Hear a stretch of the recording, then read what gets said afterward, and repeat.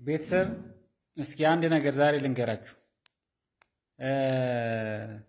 ሰኔና ሰኞ የሚለውን አንድ ነገር ልነግራችሁ ነው። ዘንድሮ ሰኔና ሰኞ እንዴት ተገጣጠመ የሚለውን መጀመሪያ ላስረዳችሁ። ሰኔና ሰኞ በጣም ረጅም የሆነ በአባቶቻችን በተለያየ በአቡሻርም በተለያየ መዛግብት እንደተቀመጠው ከሆነ ሰኔና ሰኞ መከራን ይዞ ነው የሚመጣ እና ዘንድሮ ሀገር የተከለው ትልቅ ዛፍ ይወድቃል።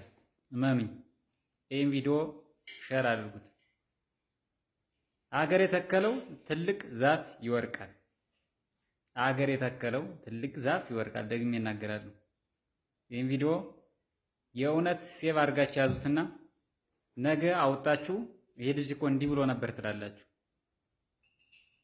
ያው ብዙዎቹ እየተናገሩ በኋላ እንደምንም ሳታዩት ቆይታችሁ በኋላ እያነሳችሁ እንዲህ ብለው ነበርና ምን እያላችሁ እንደ ጥንቆላ የሚወሰዳችሁ ሰዎች ነበራችሁ እና ማየት ማስተዋል የአባቶችን ጥበብ ማየት መልካም ነው እና ዘንድሮ ሰኔና ሰኞ ወቅቱ በጣም አስቸጋሪ ነው። በዘመነ ሉቃስ ከገጠመ ማለት ነው አገሪቱ ውንጥቅጥቅ ያለ ጦርነት ውስጥ ትገባለች። ትልቅ ዛፍ ይወድቃል። ያው 2019 እስኪገባ ድረስ መከራ አለ። ንስሐ ያልገባችሁ ንስሐ ግቡ። ንስሐ ያልገባችሁ ሰዎች ንስሐ ግቡ። ክፋት የምታደርጉ ሰዎች ከክፋታችሁ ተመለሱ። እመኑኝ፣ ይህንን ቪዲዮ ፋቮራይት አድርጋችሁ ቁጭ አድርጉት። ታዩታላችሁ። ሁላችንም እግዚአብሔር በሰላም ካሳለፈን በሰላም ከደረስነ ትልቅ ዛፍ ይወድቃል። ታዩታላችሁ። ያን ትልቅ ዛፍ ደግሞ ትልቅ ዛፍ የተባለው አገር የተከለው ትልቅ ዛፍ የተባለውን ደግሞ ማን እንደሆነ እነግራችኋለሁ እና ይህን ቪዲዮ ኮፒ ሊንክ አድርጋችሁ ለሁሉም እንዲዳረስ አድርጉት። ግን በኃይለኛው ጥንቃቄ እንድታደርጉ ነው። ይህንን አሁን የምነግራችሁ በኃይለኛው ጥንቃቄ እንድታደርጉ ነው። ክፉ ሰዎች ተመለሱ ወደ ራሳችሁ። ክፉ ሰዎች ተመለሱ ወደ ራሳችሁ። ንስሐ ያልገባችሁ ንስሐ ግቡ። የእውነት ዋዛ ፈዛዛ የምትለቁ ቲክቶክ ላይ ብዙ ነገር የምታደርጉ ሰዎች ተመለሱ። ሴቶች ገላችሁን እየለቀቃችሁ ገላችሁን ምንጦታችሁ ምናችሁን እያሳያችሁ ወንድ ልጅን አታፍዙ። ወንድ ልጅን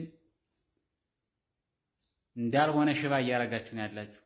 በተመሳሳይ ወንዶችም ይህን ዲጋፕ ፑሻፕ ተቀጠቅጣለህ፣ ደረትን ነፍተህ እዚህ ላይ እየለቀቅ እየተገላበጥህ ሴቶችን ብዙ ነገር እያማለክ ነው የምትገኘው።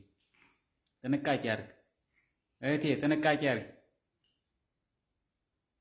ዳቦዋ እንዳመረላት ባለሙያ ሴት አንቺም እምሙሽን ገልብጠሽ ወንድን ለማማለል የምትሞክሪ ሴት ወዮልሽ። ደረትሽን ገልብጠሽ አምሮልኛል መስሎሽ ከንፈርሽን ልክ ጅብ የገመጠው አህያ መስለሽ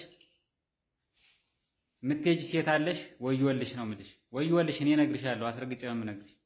ወዮልሽ። ተመለሽ፣ ወደ ራስሽ ተመለሽ። ዘንድሮ ይሄ የመጠረጊያ ጊዜ ነው። ፈጣሪ ከእንደዚህ አይነት ነገር ይጠብቃችሁ። የእውነት ዓለምን የፈጠሩ አጋዕዝተ ዓለም ቅድስት ሥላሴ ከዚህ አይነት ነገር ይጠብቃችሁ። የሕፃናት የልጆች አምላክ የእውነት እኛን ምረን እንደሆን እንጂ ከባድ ነው። ስለዚህ ይህንን ቪዲዮ ሼር አድርጉት እላለሁ። ሰኔና ሰኞ ተገጣጥሟል። ብዙዎች ይህንን ነገር ስናገር ፍርሃት ሊያድርባችሁ ይችላል። ነገር ግን በዚህ ዓመትም እንግዲህ ሰኔና ሰኞ ተገጣጥመዋል።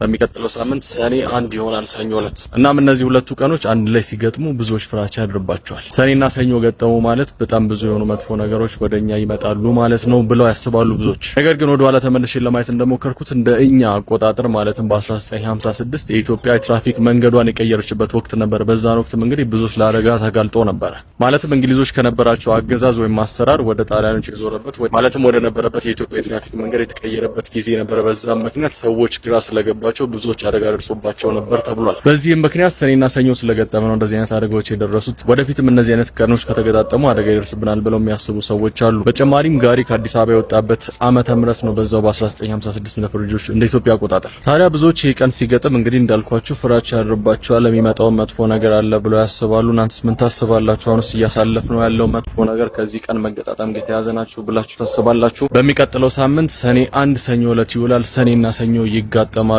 ከዚህስ ምን እንጠብቃለን? እንግዲህ ሐሳባችሁን ኮሜንት ላይ አስቀምጡልኝ።